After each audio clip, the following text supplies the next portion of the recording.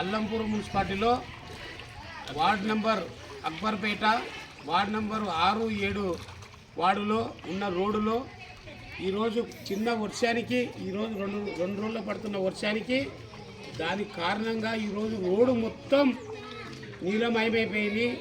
రోడే కనిపిస్తలేదు, మొత్తం ఒక కాలువలకు ప్రవహిస్తుంది.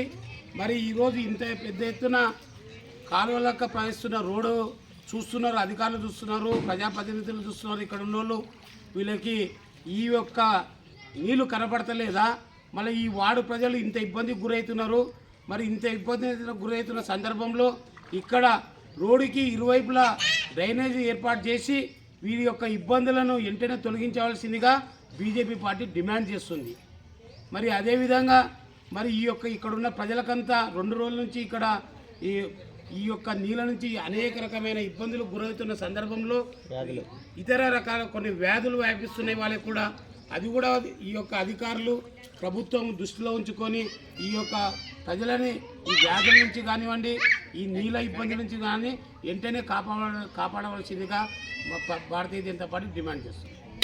భారత్ మాతా కి జై.